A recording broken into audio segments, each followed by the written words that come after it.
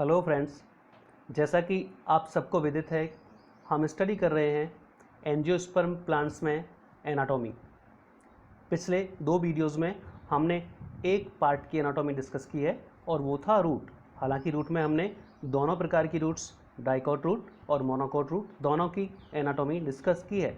जब आपने वो दोनों वीडियोस देखे होंगे तो निश्चित रूप से आप उन दोनों में अंतर करने में सक्षम हो पाए होंगे और आपने वो टेबल बनाई होगी जो मैंने आपको कहा था कि एक डिफरेंस की आप एक टेबल क्रिएट करें। इस वीडियो में हम दूसरा एक पार्ट जो बहुत महत्वपूर्ण पार्ट होता है प्लांट का, दैट इज स्टेम, हम यहाँ पर स्टडी करेंगे एनाटॉमी ऑफ मोनोकॉट स्टेम। जिस प्रकार से आपने क्रमशः कुछ पार्ट्स दोनों रूट्स की एनाटॉमी में देखे थे, सिमिलरली स्टेम में भी कुछ विशिष्ट भागों में हम एनाटॉमी डिस्कस करेंगे। हाँ, ये अलग बात है कि यहाँ पर कुछ पार्ट्स आपको नए दिखेंगे और कुछ उनमें अंतर भी मिलेगा जो रूट्स में अलग होता है और स्टेम में अलग होता है। बेसिकली यहाँ पर जो हम प्लांट ले रहे हैं एग्जाम्पल के तौर पर वो है जियामेज, यानी मक्का के प्लांट में स्टेम की एनाटॉमी यहाँ पर हम डिस्कस करेंगे। इसका जो वर्णन हम करने वाले हैं यहाँ पर वो कुछ विशेष भागों में, जैसे पहला भाग है एपिडर्मिस, दूसरा आप देख रहे हैं हाइपोडर्मिस, ये नाम हमने रूट में कहीं अलग से नहीं दिया था। तीसरा है ग्राउंड टिश्यू, ये नाम भी रूट की एनाटॉमी में आपने कहीं अलग से नहीं दिया था। और अगला और लास्ट पार्ट हम यहाँ पर दे रहे हैं वैस्कुलर बंडल्स, जो सब में पाया जाता है, चाहे वो रूट हो, स्टेम हो या लीव्स। तो इस प्रकार से ये बेसिकली जो 4 मेजर पार्ट्स हैं उनमें हम यहाँ पर इस एनाटॉमी को डिस्कस करेंगे। सबसे पहले आपने देखा था एपिडर्मिस, दूसरा हाइपोडर्मिस, तीसरा ग्राउंड टिश्यू और फाइनली वैस्कुलर बंडल्स। तो लेते हैं एक एक भाग के बारे में कि क्या इनकी विशेषताएं होती हैं। ये सेक्शन जब आप लैब में जाते हैं और एक आपको मटेरियल मिलता है जिसका आप सेक्शन कटिंग करते हैं, एक स्लाइड तैयार करते हैं, स्टेन करते हैं और जैसे ही माइक्रोस्कोप पर लगाते हैं तो इस डायग्राम में जो ऊपर वाला आपको डायग्राम दिख रहा है ये आपको माइक्रोस्कोप में नज़र आता है और फिर जब आप ठीक से देखते हैं तो नीचे वाला सेलुलर डायग्राम आपको नज़र आता है। इस सेलुलर डायग्राम में वो सारे पार्ट्स आपको नज़र आ रहे हैं जो अभी हमने लिए हैं और उनके अलावा भी कुछ और विशिष्ट बातें जो आगे हम उन पार्ट्स के डिटेल करने पर बोलेंगे वो सभी इस डायग्राम में देख पाएंगे आप। तो जब हम इन पार्ट्स को एक बार डिस्कस कर लें उसके बाद वापस से आप बैक आएँ और इस डायग्राम को देखें तो ठीक से आप समझ पाएंगे सभी पार्ट्स के बारे में। बात करते हैं सबसे पहले आउटर मोस्ट पार्ट जो कि एपिडर्मिस है। दोनों ही रूट्स की जो एनाटॉमी की थी वहाँ पर भी यही भाग आउटर मोस्ट पार्ट था। तो कुल मिलाकर यह स्टेम की आउटर मोस्ट लेयर है। इसकी जो सेल्स होती हैं वो बाहर की ओर एक मोटी क्यूटिकल के द्वारा ढकी रहती हैं। अगर आपको ध्यान होगा तो जो रूट्स की एपिडर्मिस थी उसके ऊपर क्यूटिकल नहीं पाई जाती, जबकि स्टेम की एपिडर्मल सेल्स के ऊपर वेल डेवलप क्यूटिकल पाई जाती है। यहाँ पर जो एपिडर्मल सेल्स हैं उनके बीच बीच में स्टोमेटा भी पाए जाते हैं, जिसकी वजह से यह लेयर कंटिन्यू ना रहकर खंडित दिखाई देती है, ब्रोकन नजर आती है, अर्थात टूटी हुई दिखाई देती है, क्योंकि इसकी सेल्स के बीच बीच में स्टोमेटा पाए जाते हैं। ये आपने रूट्स में नहीं देखे थे। तो इस प्रकार से जैसे जैसे आप इसकी स्टडी करते चलेंगे साथ में आप इसका अब रूट से कंपैरिजन भी करते चलिए तो कई पॉइंट्स आपको बिल्कुल नए यहाँ पर मिलेंगे। तो ये बात भी आपको ध्यान रखनी है साथ साथ। इसके अलावा एपिडर्मल हेयर्स भी इसमें एब्सेंट होते हैं। एपिडर्मल हेयर्स यहाँ पर एब्सेंट होते हैं। तो ये कुछ प्रमुख बातें हैं एपिडर्मिस के बारे में। एपिडर्मिस के जस्ट नीचे जो कोशिकाओं की परत पाई जाती है उसे हाइपोडर्मिस कहते हैं। एपिडर्मिस के ठीक नीचे 2 से 3 कोशिकीय मोटी दृढ़ ऊतकीय कोशिकाओं की यानी स्क्लेरेनकाइमेटस सेल्स की जो परत पाई जाती है उसको हाइपोडर्मिस कहा जाता है। इसकी सेल्स की जो शेप होती है वो पॉलीगोनल यानी बहुकोणीय प्रकार की होती है। इसकी जो सेल्स हैं वो कोई एक स्पेसिफिक नहीं बल्कि बहुकोणीय आकृति की होती हैं।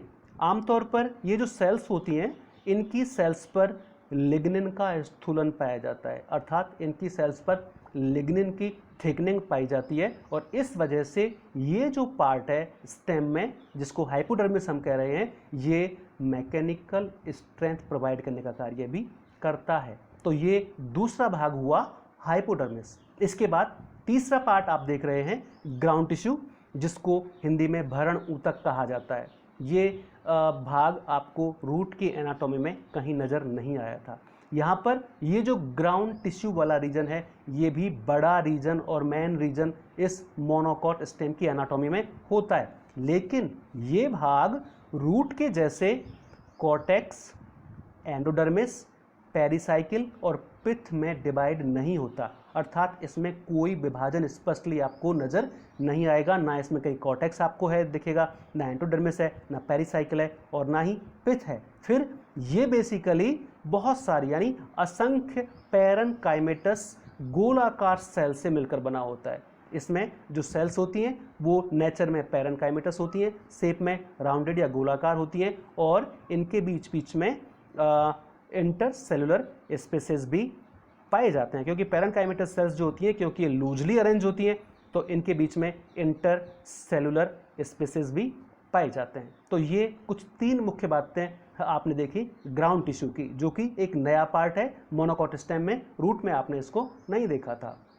इसके बाद इसका अगला एक प्रमुख भाग जो कि मैं प्रारंभ से बताता आ रहा हूं आपको, वो है वैस्कुलर बंडल्स। ये जो वैस्कुलर बंडल्स होते हैं वो ग्राउंड टिश्यू रीजन में बिखरे हुए पाए जाते हैं स्वतंत्र रूप से, अर्थात कोई विशेष अरेंजमेंट नहीं होता, ये स्वतंत्र रूप से इसमें अनियमित रूप से बिखरे हुए पाए जाते हैं। यहाँ पर अगर आप इसकी संरचना को डायग्राम में भी देखेंगे तो पाएंगे कि केंद्रीय भाग की अपेक्षा परिधीय भाग में इनकी संख्या अपेक्षाकृत अधिक होती है, यानी सेंट्रल पार्ट में जो वैस्कुलर बंडल्स का नंबर होता है वो कम होता है और पेरिफेरल परिधीय भाग है उसमें ये नंबर अधिक होता है। लेकिन जहाँ पर इनका नंबर अधिक होता है वहाँ पर इनका जो आकार है वो भी छोटा होता है। तो आकार में भी पेरिफेरल और सेंट्रल वैस्कुलर जो बंडल्स होते हैं उनके आकार में भी अंतर होता है और संख्या में भी दोनों में अंतर होता है। प्रत्येक जो वैस्कुलर बंडल है उसके चारों ओर वेल डेवलप स्क्लेरेनकाइमेटस सीथ पाई जाती है, अर्थात प्रत्येक वैस्कुलर बंडल दृढ़ ऊतकीय आच्छद से घिरा हुआ पाया जाता है। और ये जो वैस्कुलर बंडल होते हैं उनका निर्माण आप जानते ही हैं, 2 विशिष्ट टिश्यूज से मिलकर होता है, वो हैं जाइलम और फ्लोएम। अब इन जाइलम और फ्लोएम के बारे में कुछ प्रमुख बातें आप अगली स्लाइड्स में देखेंगे। पहले बात करते हैं फ्लोएम की। फ्लोएम, इसका निर्माण बेसिकली सीव ट्यूब्स और कंपेनियन सेल्स यानी चालनी नलिका और सहकोशिकाओं से मिलकर बना होता है।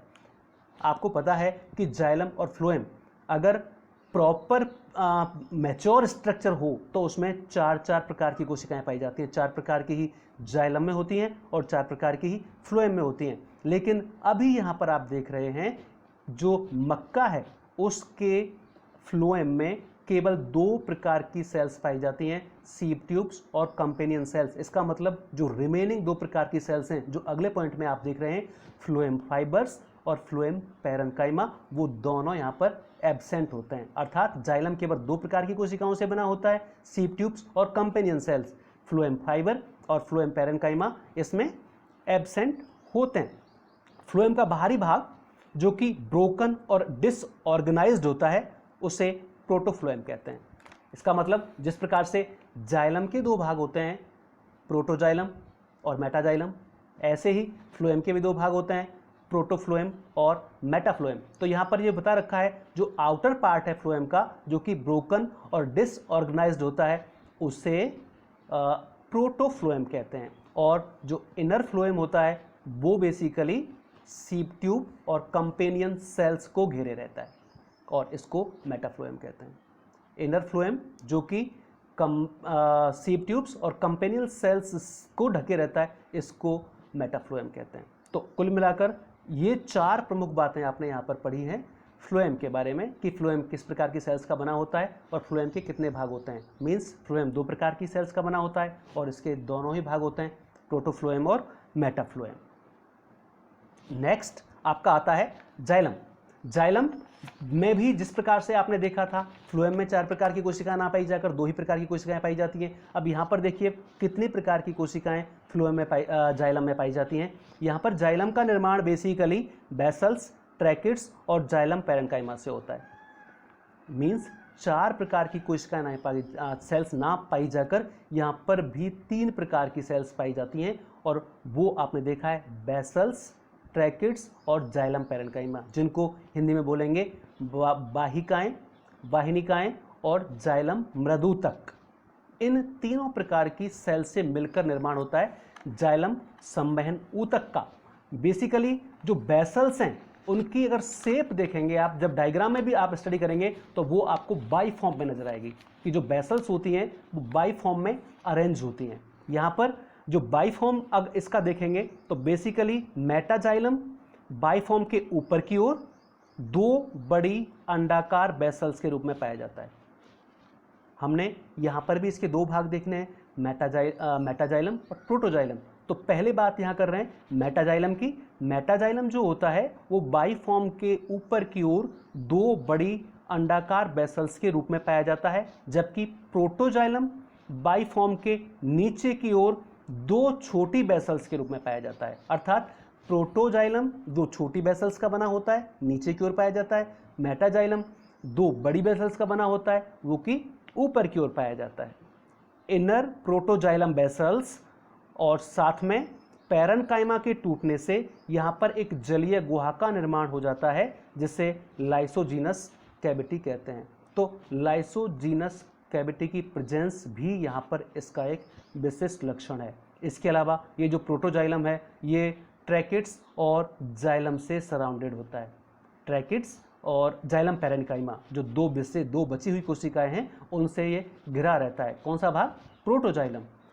वाहिनिकाओं और जाइलम मृदुतक, इन दोनों से ये भाग घिरा रहता है। तो ये कुछ प्रमुख पॉइंट्स हुए जाइलम के बारे में। बेसिकली दो ही भाग यहाँ पर आपको पढ़ने होते हैं वेस्कुलर बंडल्स में, जाइलम और फ्लोएम। दोनों की सेल्स के बारे में बताना होता है कि इनमें कौन कौन सी सेल्स पाई जाती हैं, किन किन सेल्स से मिलकर बने होते हैं, या दोनों के प्रकार के बारे में थोड़ा बताना होता है, चाहे वो प्रोटोफ्लोएम, मेटाफ्लोएम, ऐसे प्रोटोजाइलम और मेटाजाइलम। तो उनकी कुछ जो प्रमुख विशेषताएं हैं, उनका अरेंजमेंट कैसा है, वो आपने यहाँ पर देखा है। ये लास्टली अगर आपको आइडेंटिफाई करना पड़े कि दिया गया सेक्शन मोनोकॉट स्टेम है या डाइकॉट स्टेम या रूट का है, तो कुल मिलाकर आपको कुछ आइडेंटिफिकेशन के पॉइंट्स माइंड में रखने होते हैं। उनके आधार पर आप उसको पहचान पाते हैं कि दिया हुआ सेक्शन क्या है। जैसे यहाँ पर अगर आप बात करते हैं मोनोकॉट स्टेम की एनाटॉमी की, तो वहाँ पर कुछ विशिष्टताएं पाई जाती हैं जो कि यहाँ पर आपको नजर आ रही हैं। Presence of vessels in xylem, angiosperm का जो जाइलम होता है उसमें बेसल्स की प्रेजेंस पाई जाती है और बेसल्स एक स्पेसिफिक अरेंजमेंट में पाई जाती हैं। बेसल्स यहाँ पर आपने देखा था दो अलग अलग अरेंजमेंट में पाई जाती हैं जो कि बाई फॉर्म बन रही थी। इसमें भी दो प्रकार की, ऊपर की ओर दो बड़ी बेसल्स और नीचे की ओर दो छोटी बेसल्स। तो उनको देखकर आप इसको पहचान कर सकते हैं। दूसरा इंपॉर्टेंट बात यह है कि इसके जो वेस्कुलर बंडल्स होते हैं वो कॉन्जॉइंट, कोलेट्रल और एंडार्क होते हैं। ये तीनों ही पॉइंट बहुत महत्वपूर्ण हैं और आपको ये स्टेम में स्पेसिफिकली मिलेंगे, यहाँ पर भी मिलेंगे। और जो अगला मैं आपको पॉइंट आप स्टडी करूँगा आपके साथ, वो एनाटॉमी ऑफ डाइकॉट स्टेम, वहाँ पर भी ये पॉइंट आने वाले हैं। तो ये आप बता रहे हैं आप कि वेस्कुलर बंडल्स जो स्टेम में पाए जाते हैं वो कॉन्जॉइंट, कोलेट्रल और एंडार्क होते हैं। एक्सार्क बताया था आपको रूट में। एक्सार्क का मीनिंग मैंने बताया था आपको, प्रोटोजाइलम बाहर की ओर और मेटाजाइलम अंदर की ओर। इसका अपोजिट होता है एंडार्क, यानी प्रोटोजाइलम केंद्र की ओर और मेटाजाइलम परिधि की ओर, पेरिफेरल हो तो उस कंडीशन को कहा जाता है एंडार्क। एक टर्म आई है इसमें कॉन्जॉइंट। कॉन्जॉइंट का मतलब होता है जाइलम और फ्लोएम साथ साथ पाए जाएं। जाइलम और फ्लोएम जब साथ साथ पाए जाते हैं तो उसको कहा जाता है कॉन्जॉइंट। और यदि जाइलम और फ्लोएम एक ही रेडियस पर पाए जाएं तो उसे कहा जाता है कोलेट्रल। आपने वहां पर देखा था रेडियल, अलग अलग रेडियस पर पाए जाते हैं, लेकिन यहां पर जाइलम और फ्लोएम एक ही रेडियस पर पाए जाते हैं और इस प्रकार की कंडीशन को कोलेट्रल कहा जाता है। तो एक ही पॉइंट में आपको इसकी विशेषताएं बतानी होती हैं कि अगर आपसे पूछा जाए कि मोनोकॉट स्टेम के वेस्कुलर बंडल किस टाइप के होते हैं तो आप जवाब देंगे कॉन्जॉइंट, कोलेट्रल एंड एंडार्क। इसके अलावा कुछ और पॉइंट्स जिसके आधार पर आप इसको आइडेंटिफाई करते हैं, जैसे no differentiation of ground tissue. Ground tissue में यहाँ पर किसी प्रकार का विभेदन नहीं पाया जाता। मैंने आपको बताया था कि ग्राउंड टिश्यू जो होता है उसमें ना कोई कॉर्टेक्स होता है, ना कोई एंडोडर्मिस होती है, ना कोई पेरिसाइकिल होता है, ना कोई पिथ होता है। यानी जो ग्राउंड टिश्यू होता है वो अविभेदित होता है। इसके अलावा यहाँ पर स्क्लेरेनकाइमेटस हाइपोडर्मिस पाई जाती है। हाइपोडर्मिस की प्रेजेंस स्टेम में होती है, ये रूट में नहीं थी। तो इस ये वो भी कैसी, दृढ़ ऊतकी, तो इसकी प्रेजेंस आपको इसको स्पेसिफाई करेगी। इसके अलावा वैस्कुलर बंडल्स आर क्लोज्ड, एक और टर्म आती है वैस्कुलर बंडल के साथ आप जो यूज करते हैं, ओपन एंड क्लोज। अगर वैस्कुलर बंडल्स मींस जाइलम और फ्लोएम के बीच में कैम्बियम एब्सेंट है तो उसको कहा जाता है क्लोज, और अगर कैम्बियम प्रेजेंट है उसको कहा जाता है ओपन। तो इसका मतलब यहाँ पर कैम्बियम नहीं पाई जाती, तो ऐसे वैस्कुलर बंडल्स को क्लोज्ड कहा जाता है, वो यहाँ पर आप देख रहे हैं। इसके अलावा एक और important point, scattered vascular bundle means जो वैस्कुलर बंडल हैं वो किसी स्पेसिफिक अरेंजमेंट में नहीं पाए जाते, मींस ग्राउंड टिश्यू में अनियमित रूप से बिखरे हुए पाए जाते हैं। ये मैंने उस वक्त आपको बताया था, अभी जब मैं ग्राउंड टिश्यू डिस्कस कर रहा था। तो वैस्कुलर बंडल यहाँ पर स्कैटर्ड होते हैं, ये इसकी एक विशेष बात हो गई। और साथ में absence of secondary growth, secondary growth की एब्सेंस यहाँ पर होनी ही है। कैसे, अभी आपको मैंने बताया था कि जाइलम और फ्लोएम के बीच में कैम्बियम नहीं पाई जाती, और सेकेंडरी ग्रोथ होने के लिए कैम्बियम की प्रेजेंस बहुत जरूरी है। बिना कैम्बियम के सेकेंडरी ग्रोथ नहीं होती। तो मोनोकॉट स्टेम में क्योंकि कैम्बियम नहीं पाया जाता, इसलिए इसमें प्राय सेकेंडरी ग्रोथ देखने को नहीं मिलती। अपवाद स्वरूप कुछ पादपों में मिल सकती है। तो ये कुछ प्रमुख विशेषताएं हुई मोनोकॉट स्टेम की एनाटॉमी की। जो जो पार्ट आपने डिस्कस किए वो बहुत क्लियरली डायग्राम में आपके साथ मेंशन है। अब जब आपने पूरा इसको पढ़ लिया है, अब वापस से एक बार डायग्राम पर जाएं और इन सब पार्ट्स को वहाँ पर डायग्राम में भी आप देखें, तो आप स्पष्ट रूप से देख पाएंगे कि xylem, phloem, vessels, tracheids, ground tissue, इसका किस प्रकार का अरेंजमेंट है, उसमें सेल्स कैसे व्यवस्थित हैं। ये आप अगर एक बार ठीक से समझ पाएंगे तो फिर जब मैं अगला वीडियो आपके साथ डिस्कस करूंगा जिसमें एनाटॉमी ऑफ डाइकॉट स्टेम करूंगा, तो वहां पर आप इस मोनोकॉट स्टेम को डाइकॉट स्टेम से बहुत आसानी से डिफरेंशिएट कर पाएंगे। तो मुझे लगता है इस वीडियो के द्वारा आपने मोनोकॉट स्टेम की एनाटॉमी ठीक से समझी होगी और आप इससे निश्चित रूप से लाभान्वित होंगे। कहीं कोई दिक्कत हो तो आप मुझे अवश्य बताएं। Thank you.